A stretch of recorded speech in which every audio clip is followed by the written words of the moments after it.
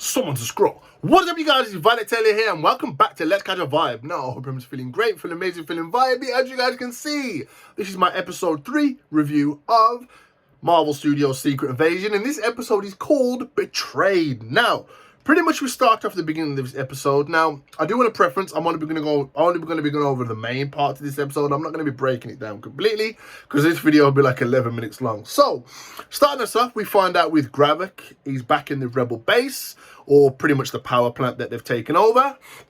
And he's talking to the council members, which we saw from episode 2. And yeah, essentially we do get the confirmation that pretty much he's talking to them saying, listen, this machine I'm working on won't just make us stronger, it will make us Super Skrulls. So we have the official confirmation in the MCU, we are getting Super Skrulls. So, pretty much moving away from this, we do get a flashback to 1998 in New York. Pretty much essentially giving us the introduction to how Nick Fury met his wife. Because if you guys don't remember at the end of the last episode, we found out that Nick Fury's wife was a Skrull. So, moving away from that, we do find out that Nick Fury does have a conversation with his wife. Pretty much essentially going over, like, what were you doing when I was gone, essentially? What were you doing during the blip? What kind of person did you become? And Nick Fury's wife's like, listen, you don't have the authority to ask me that question because you were gone. Fair enough, you got blipped, but when you went off into space voluntarily, after you'd come back, right, I can handle you going away because you're Nick Fury. I don't expect you to be here every day, like, you know what I mean? I expect you to be going and coming back, but it's the coming back that I have the problem with. So, essentially, we get a bit of a conversation. She does get a phone call mid conversation, and she pretty much says, I don't have the authority for that right now, which was very interesting because Nick's like, listen, pick up the phone. Don't not pick up the phone on my account, like, you know what I mean? So, we do get a bit of a thing where Nick Fury's like, should I try and redial that number? Like, you know what I mean? He's starting to, not question his wife, but he's starting to be a bit suspicious. So anyway, moving us away from this, again, sorry, I am kind of skipping through the episode on the TV just to see if there's anything that I missed. So yeah, essentially taking us away from that, we do get a conversation between Gravik and Gaia. Pretty much talking about the guy that they thought betrayed them in the last episode. You know, they took him out to the woods. Boom! One tapped him or double tapped him. Pretty much we get a conversation between Gaia and Gravik is saying, listen, you're coming with me tomorrow because your father Talos wants to talk. He wants a parlay in pirate terms, should we call it. So yeah, pretty much what happens is what you would think happens. That meeting doesn't go very well. So obviously Talos is talking to Gravik saying, listen, I'm going to stop you. You're not going to win. I'm not going to let you bring our people down to ruin and literally kill us all off in a giant war. Gravik's like, listen, ain't nobody going to listen to you. The council's not going to listen to you. Nobody cares. Who you were in the war was a shadow of your former self. Because obviously they've essentially switched positions. Talos would have had Gravik's position as like a commander or a general and stuff like that.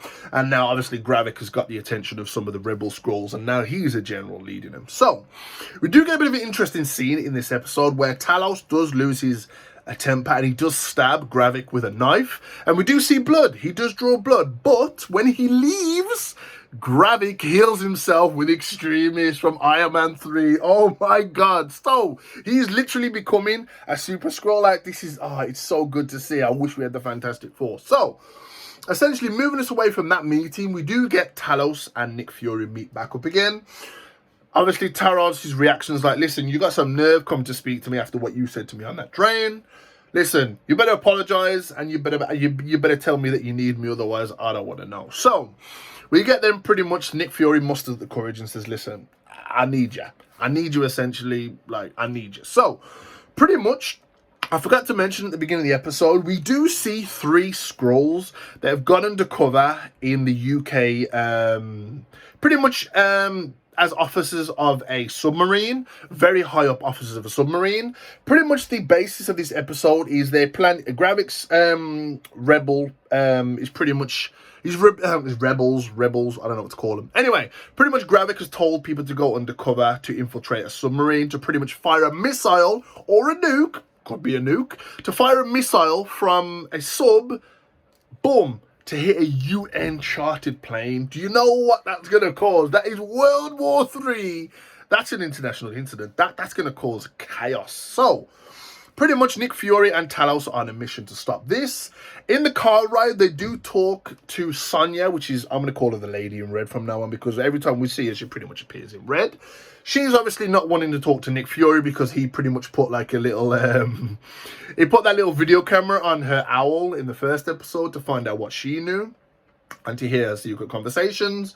She's like, listen, I don't want to give you anything really. So Nick's like, listen, I'm all out of apologies today. I used my last one, so what can you give me? So she gives him essentially the main person that one of the Skrulls has gone undercover and infiltrated, which is pretty much what I would think is the commander of the sub.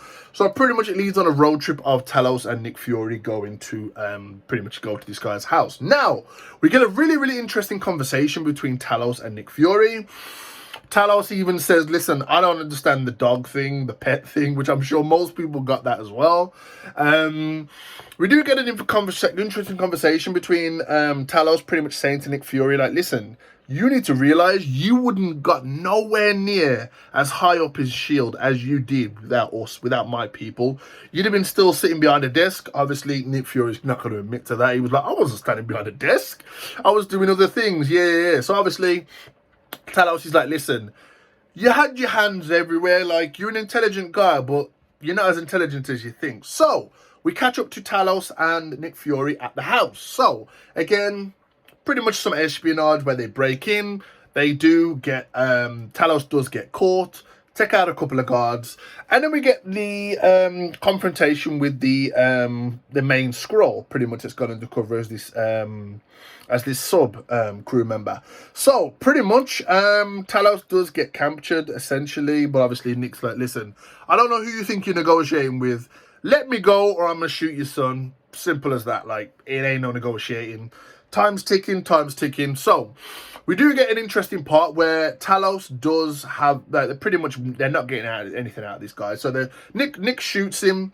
Talos calls Guy and said, listen, we need to go. I need you to go into this guy's mind, because pretty much in the Rebel base, they have all the leaders that pretty much all the Skrulls have taken over. They have them underground and they can read their minds, essentially. They wouldn't kill them because obviously that would probably mean more harm than good. Because why would you kill somebody that you can just go through their memories and take their memories?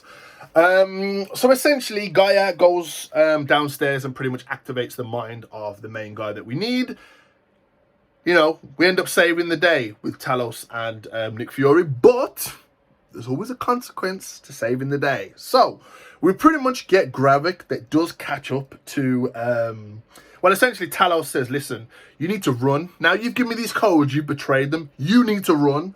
So pretty much we get a scene where essentially Gravik shoots Gaia. He shoots her. We don't know whether she's dead or whether she's alive. So, moving us into the end of this cliffhanger on this episode, we pretty much get Nick Fury's wife answers her phone. She's got like a text on there, and you can tell in their face she's like, okay, I better go. So she pretty much gets a text to leave.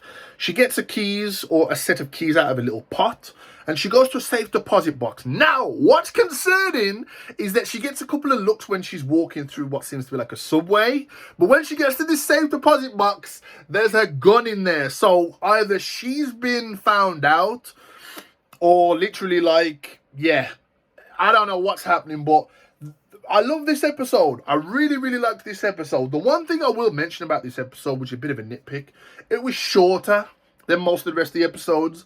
This episode clocked in at about 43 minutes, and the rest of them, I think episode 1 was 57. Obviously, it's an introduction. You always get like an hour-long episode for the introduction of some series. Episode 2 was like 53 minutes, but this one was the shortest episode. Whether they thought there wasn't much going on, I don't know. But anyway, guys, I'm going to end this video here. If you guys like this video, don't forget to smash the like button. If you didn't enjoy the video, let me know in the comments down below why you didn't like the video. Also, let me know, are you guys enjoying this series so far? I'm really loving it. It's a break from all the high-paced action and stuff like that. And again, who doesn't love espionage? Anyway, if you are new to the channel, don't forget to subscribe to the channel if you're new and join Team Let's Catch a Vibe. Also, if you are new, please don't forget to switch on the bell notifications to get notified as soon as I upload. But more importantly, don't forget to stay vibey, and I'll catch you guys next time. Peace!